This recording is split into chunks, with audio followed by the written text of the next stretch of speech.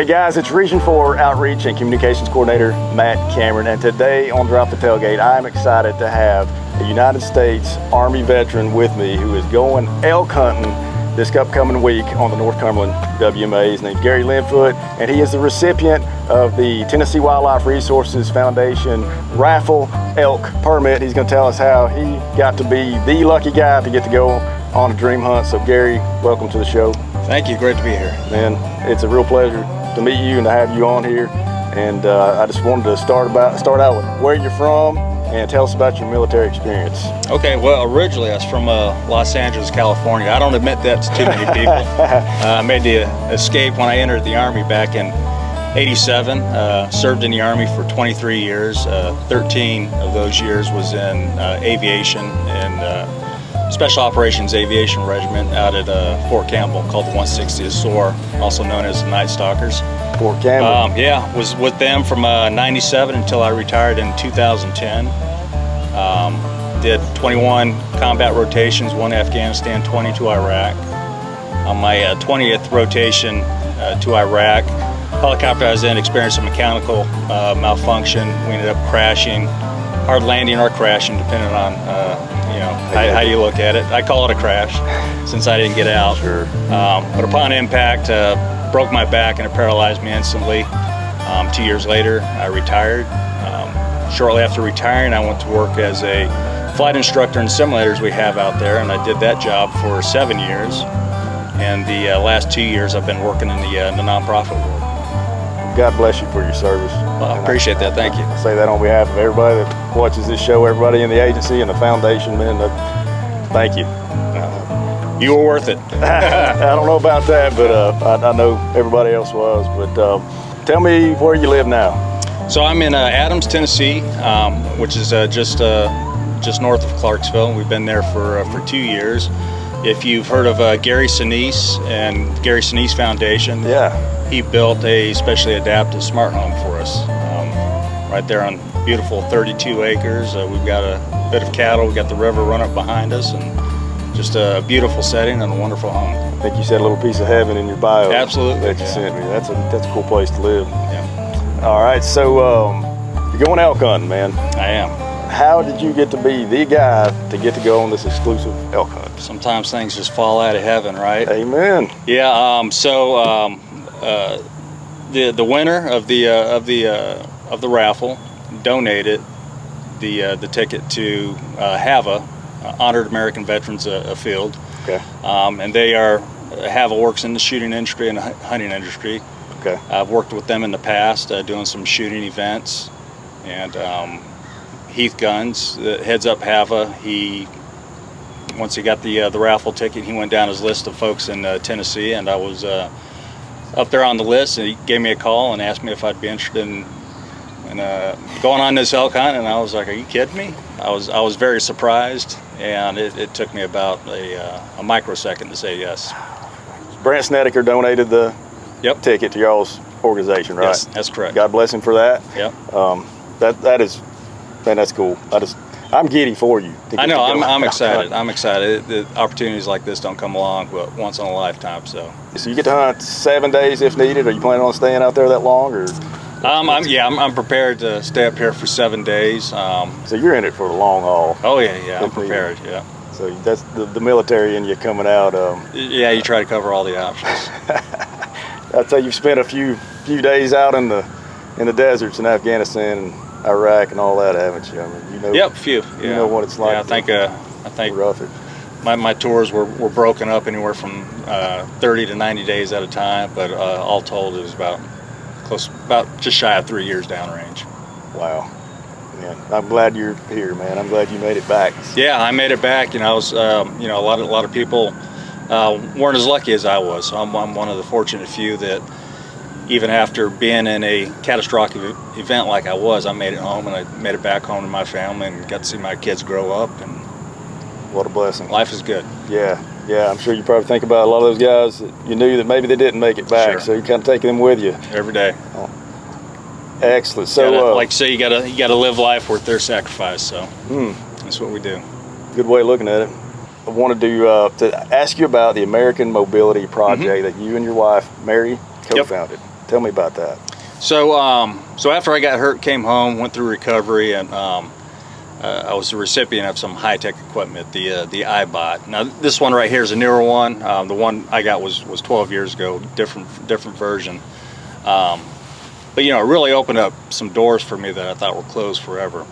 In addition to that, I got equipment like the track chair, I got hand cycles, I had several manual chairs, so I was set as far as mobility equipment goes. As we come across kids who, you know, we saw they were in just beat up chairs that didn't fit them, and you know, because of their financial situation, their family's financial situation, which was often affected by the injury that they had or the condition that they had, you just knew that they weren't going to have the opportunity to get this same equipment that I had, and I felt guilty because here I was, I had so much and they had very little. So, you know, we always wanted to do something to help that slice of the population out. So we founded the American Mobility Project along with our good friend Bob Hyde, who was former vice president of community relations with the Tennessee Titans.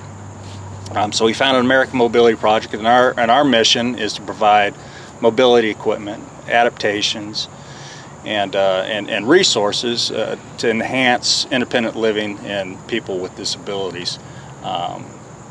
So our first goal was to get one of these iBot chairs. It just came out again this year. They're brand new.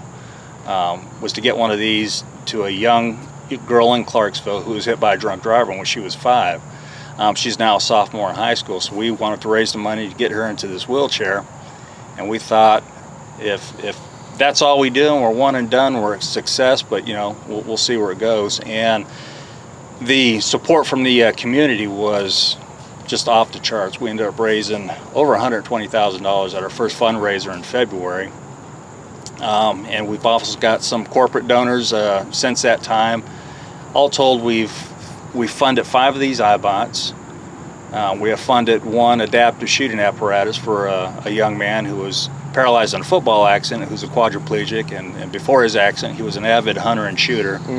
And his mom said he was sitting out on his back deck, saw some deer, and said to her, gosh, I wish I could hunt again. So they did some research, saw this apparatus, and we got wind of it, and in a matter of days we were able to have that apparatus to that family, and they got them all set up so he can shoot. So that's what we do. That's what we've done so far, and it's just getting the correct equipment, the right equipment into the hands of people who can use them, and give them a little freedom, give them a little dignity, and hopefully make their lives better.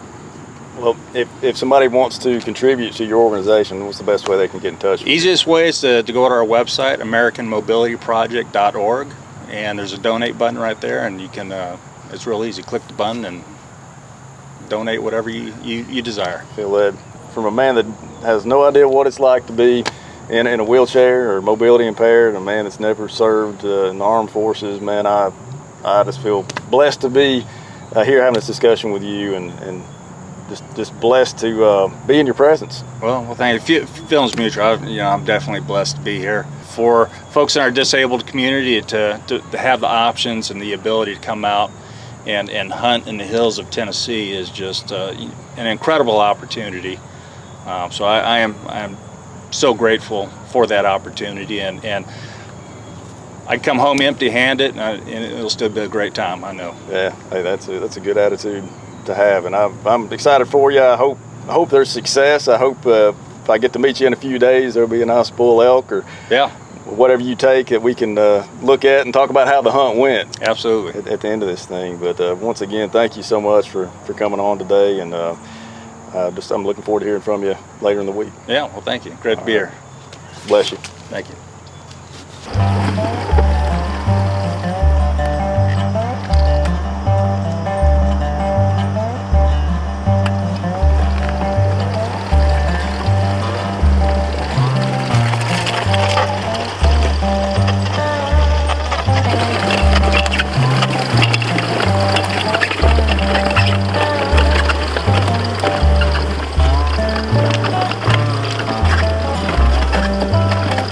Well, hey Gary, we're back, man. We're back. Success. Five days in, right? 5 days in. Long hunt, but you made it happen. Yeah, yep. I tell you, it was an awesome hunt. Awesome week. I want to hear all about it. Let's drop the tailgate and take a look at what you got here. Drop tailgate. Yes, sir. That's what you like to see, right? Tennessee bull elk, gutted, ready to head back to Gary's home. Fill the freezer. Hey, you gotta fill it up, man. Yeah. All right, man, I want to hear all about it. I want to hear from the guys that have been hunting with you. Man, lay it on me. I know it didn't happen as quickly as I'd hoped, or maybe you'd hoped, but take me through each day of the hunt if you have. Well, yeah, so Rick and Steve here with me. You know, they became wheelchair wranglers and working that track chair, loading it, offloading it, and trying to make things as easy for me as possible. Right. And you know, we were out there trying to find the elk. On first day, we came across a real nice bull elk in the same area we got this guy, but he was missing half his rack. Yeah, he was broken. He was top of his right side. He was a big one, so it was like I had to make that choice. You know, do you take him or do you hold off and wait for something else? And being the first day of the hunt, I was like, okay, I'm going to take a pass on this one. Okay. So we let him go. Second day we were out there. Came raining all day Saturday, pouring all rain. Sunday. Yeah. Yes, It it's was nasty. It was nasty. We get out there this morning and just no luck at all. No sign of That sign one of cow. elk. We got that. One cow this morning. Yeah, that's right. This Yep. morning. She had us dead to rights. Yeah. She looked at us and just walked off.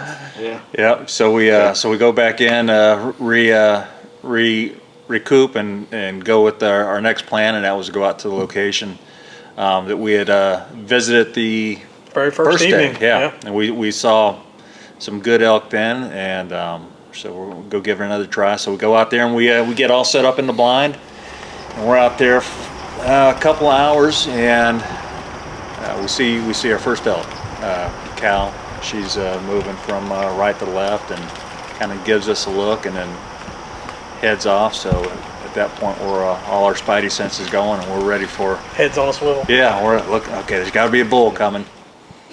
And so less than an hour later, I guess, Rick calls out.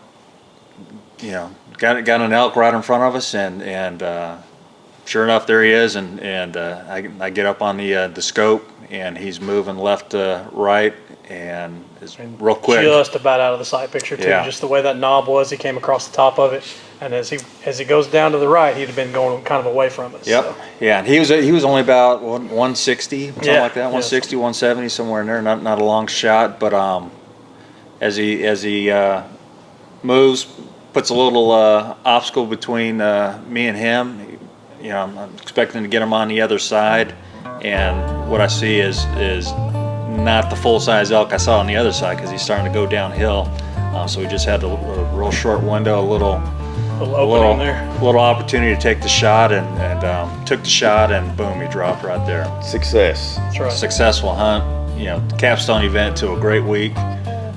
You know, met some great people, made some new friends. That's right. Just an awesome hunt, and you know, beautiful country out here in East Tennessee. This morning's just before the sun came up, seeing that little crescent moon with Mars right there, or Venus right there next Right to above it. it, It's just beautiful, and then the sun coming up. I mean, you couldn't ask for a more beautiful morning. That's true. Yeah, Full experience. Now you text your wife. She knows you've got an elk, right? she does. Yeah. Yep, she knows. She knows. She's got some cooking to do. She will cook up some elk. She loves the taste of elk. So you've got some freezer space. How about some wall space? Yeah. Oh yeah. I got wall space. I got wall space. There you go. She and I might butt heads over that, but It's all right. This is the 6th hunt that I've been a part of, and one of the most special for me. Just to be a part of what Hava's doing, and you know, for you to been chosen when Brent Snedeker said, "Hey, I don't want the tag, but I want to donate it." To hear that he did that, and I said, "Hey, you know, I'm going to do it too. Let me be a part of this." So I'm honored to be sharing the tailgate with you right here, because it's a big deal for me. I'll tell you. I'm honored to be here, and you know, to been given the opportunity to do something like this, something I never would have thought I would have been able to do. Right. It's just truly amazing, and I'm grateful to everybody involved. TWRF, Brett for donating the tag. Rick being out here, being our guy, getting us on this beautiful animal. Steve with Hava.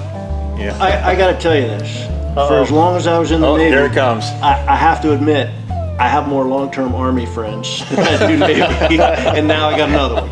One more, yep. Yeah.